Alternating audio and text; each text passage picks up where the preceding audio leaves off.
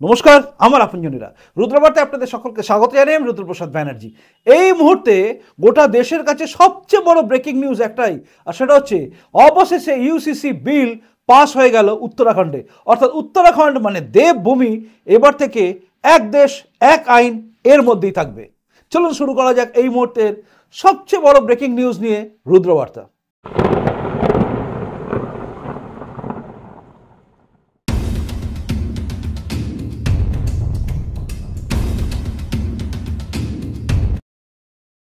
আপনারা জানেন ইউসিসি মানে ইউনিফর্ম সিভিল কোড, যেটা নিয়ে গোটা ভারতবর্ষের আমরা সবাই, আপনি আমি, আমরা সবাই চাই ইউনিফর্ম সিভিল কোড হোক গোটা দেশ জুড়ে।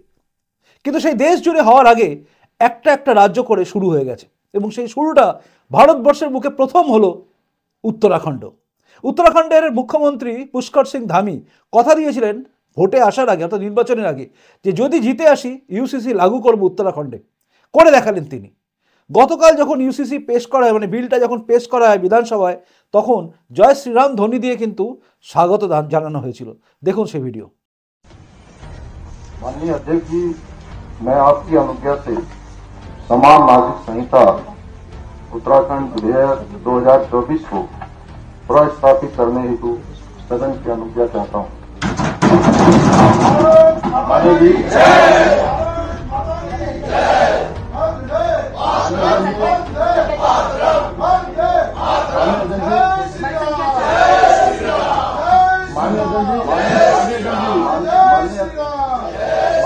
माननीय अध्यक्ष जी, मैं आपकी अनुज्ञा से समान नागरिक संहिता उत्तराखंड विधेयक 2024 को पुनर्स्थापित करता हूँ। प्रतिज्ञा की जाए, प्रतिज्ञा दे दी जाए।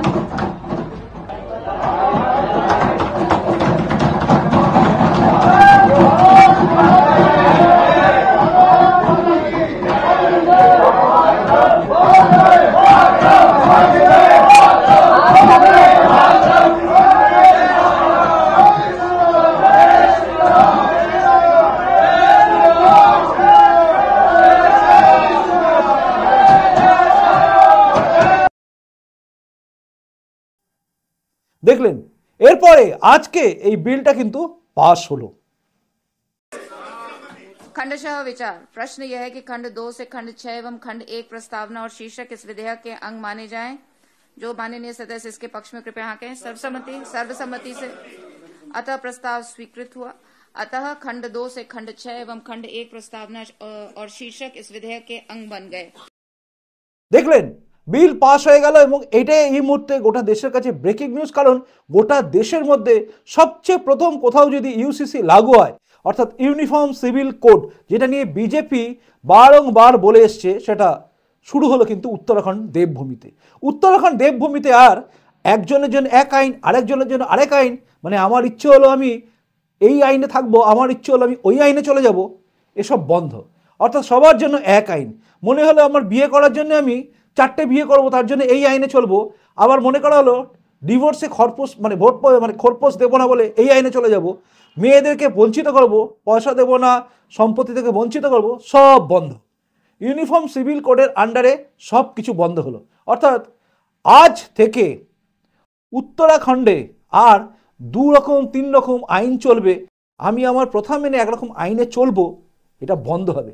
যেটা ভারতবর্ষের সংবিধানও বলেছিল যে ভারতবর্ষের সংবিধান অনুযায়ী প্রত্যেকে এক আইনে চলা উচিত। কিন্তু এই দেশে একটা অদ্ভুত তোষণবাদ চলে, যার জন্য এক দেশ হওয়া সত্ত্বেও 2-3 রকম আইন চলে। ভারতবর্ষের সংবিধান অনুযায়ী আইপিসি সিআরপিসি মেনে চলাই উচিত। কারণ একটা দেশ, সেখানে যদি একবার আমি এই আইন মানব, আবার মনে হলো মুসলিম পার্সোনাল ল বোর্ড, এই ব্যাপারটাই কিন্তু গোলমেলে। মানে একই দেশ, সেখানে আইন একটাই হওয়া উচিত। নাগরিক যেহেতু সবাইকে সমান বলা হয়, তাহলে আইন তো একটাই হওয়া উচিত। কিন্তু দেখুন, এক্ষেত্রে আইন আলাদা। কিন্তু এবার ইউসিসি হওয়া মানে কিন্তু সবার ক্ষেত্রে একই আইন এবার প্রযোজ্য হয়ে যাবে গোটা রাজ্যে। উত্তরাখণ্ড হচ্ছে প্রথম রাজ্য যেখানে কিন্তু একদম পাস হয়ে গেল ইউসিসি, এবং ধনী ভোটের সঙ্গেই পাস হয়েছে। উত্তরাখণ্ডে পাস হওয়ার সঙ্গে সঙ্গে রাজস্থানের সিএম তিনিও বলে দিয়েছেন যে এবার তারা চেষ্টা করছেন রাজস্থানে ইউসিসি লাগানোর। অর্থাৎ রাজস্থান, তারপরে গুজরাট, তারপর মধ্যপ্রদেশ, তারপর উত্তরপ্রদেশ, সব জায়গায় ধীরে ধীরে বিজেপি শাসিত রাজ্যগুলো ইউসিসির দিকে যাচ্ছে। এইভাবে একটার পর একটা রাজ্য হতে হতেই একদিন গোটা দেশ জুড়ে ইউসিসি জারি হবে। পশ্চিমবঙ্গ পিছিয়ে রয়েছে, কারণ পশ্চিমবঙ্গে সিএএ করতে দেবো না, ক্যা ছি ছি ঘন্টা বাজানো, কাসর বাজানো মমতা ব্যানার্জি অনেক কিছু করেছেন, কিন্তু সিএএ লাগু হয়ে গেলেই মমতা ব্যানার্জি সব কিছু বন্ধ হয়ে যাবে। আর ইউসিসি লাগু করানোর দায়িত্ব নিতে হবে আপনাকে আমাকে, কারণ এই রাজ্যেও ইউসিসি চাই, ইউনিফর্ম সিভিল কোড চাই, এক দেশ এক আইন হওয়া উচিত। একবার এই আইন বলে আমি এই অধিকার ভোগ করব, আরেকবার অপরাধ করলে তখন আমি ভারতের সংবিধানে চলে যাব, একবার শরীয়ত আইন মেনে এটা মানবো, একবার শরীয়ত আইন ছেড়ে ভারতের আইন অনুযায়ী মানবো, এসব সিআরপিসি মানবো, এসব বন্ধ হওয়া দরকার আছে। মেয়েদেরকে বঞ্চিত করা, বঞ্চনা করা, এই সমস্ত কিছু এবার বন্ধ হবে। উত্তরাখণ্ডের ইউসিসি অনুযায়ী বিয়ে করতে পারবেন একজন ব্যক্তি, চারজনকে বিয়ে করবেন, সেসব বন্ধ।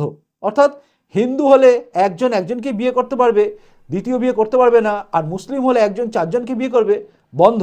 অর্থাৎ ইউসিসি অনুযায়ী বন্ধ এগুলো সব কিছু এবার বন্ধ হচ্ছে, সবাইকে এক জায়গায় এক সূত্রে আনা হচ্ছে, যেটা ভারতবর্ষে সবচেয়ে প্রথম করা উচিত ছিল 1947 সালে ভারতবর্ষ স্বাধীন হওয়ার পরেই। সেটাকে আটকে রেখে দিয়েছে শুধুমাত্র তোষণ করার জন্য আর ক্ষমতা ধরে রাখার জন্য কংগ্রেসিরা করেছিল, এবং সেকুলার সাজা দলগুলো বারংবার এর ধুয়ো তুলেছে।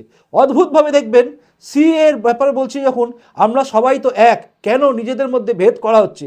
কেন সিএতে হিন্দুদেরকে শুধুমাত্র মানে বাংলাদেশ থেকে, পাকিস্তান থেকে, তারপর আফগানিস্তান থেকে আসা হিন্দু বৌদ্ধ খ্রিস্টানদের কেন ধর্মীয় ভিত্তিতে নাগরিকত্ব দেওয়া হবে? তখন বলছে আমরা তো সবাই এক। আবার যখন সবার জন্য এক আইন বলা হচ্ছে, তখন এই সমস্ত যারা সেকুলারিজম দেখায় তারা শুরু করে দিয়েছে বলা, কেন আমরা তো সবাই আলাদা আলাদা। মানে অদ্ভুত, মানে কি বলবো, 2 নম্বরই স্ট্যান্ড নিয়ে থাকে, মানে একবার এদিকে একবার ওদিকে। এই 2 নম্বরই স্ট্যান্ডার্ডের লোকেরা উত্তরাখণ্ডে অন্তত ঝাঁটা পেটা খাবে গেলে ওখানে বললে, কারণ ওখানে অলরেডি লাগু হয়ে গেছে। রাজস্থানেও লাগু হবে, সেখানেও ট্যাপু করলে ঝাড়ু পেটা করা হবে। অর্থাৎ সব জায়গায় এটা তৈরি হচ্ছে, ইউসিসি লাগু করার দরকার আছে অন্তত আমার মনে হচ্ছে। তাই আমার কাছে সবচেয়ে বড় ব্রেকিং নিউজ একটাই, সবচেয়ে বড় ভাইরাল হওয়ার মতো খবর এটাই যে ইউসিসি লাগু হলো ভারতবর্ষের একটা রাজ্য, আর সেটা উত্তরাখণ্ড। দেবভূমি বলা হয় যে জায়গাটাকে, সেখানেই লাগু হলো কিন্তু ইউসিসি। খুব খুশির খবর গোটা দেশবাসীর জন্য। গোটা বিশ্ব তাকিয়ে দেখছে ভারতবর্ষ আস্তে আস্তে কিন্তু নিজেকে বদলাচ্ছে। 2024-এর নতুন বছরে একের পর এক আমরা ঘটনা দেখতে দেখতে চলেছি, প্রত্যেকটা ঘটনার সাক্ষী আমরা হতে চলেছি, এবং আগামী দিনে আমরা অন্য ভারতই দেখব। তবে তার জন্য দায়িত্ব আপনারা থাকবে।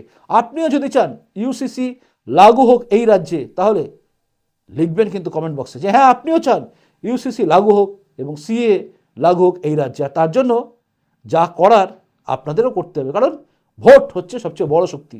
যে শক্তির বলে উত্তরাখণ্ড করতে পেরেছে, যে শক্তির বলে রাজস্থান করতে পারবে, সেই শক্তির বলটা আপনাকেও দেখাতে হবে এই রাজ্যে।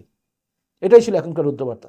এবার আপনার যদি কিছু বলার থাকে অবশ্যই কমেন্ট বক্সে কমেন্ট করে জানান, কারণ আপনার কাছ থেকে আমার কিছু শেখার আছে। এখনকার মতো আসি, দেখা হচ্ছে পরবর্তী রুদ্রবার্তায়। প্রতিবেদনটা ভালো লাগলে লাইক করবেন, যদি মনে শেয়ার যোগ্য শেয়ার করবেন। খুব খুব ভালো থাকুন। নমস্কার, বন্দে মাতরম, ভারত মাতা জয় হোক, জয় হিন্দ।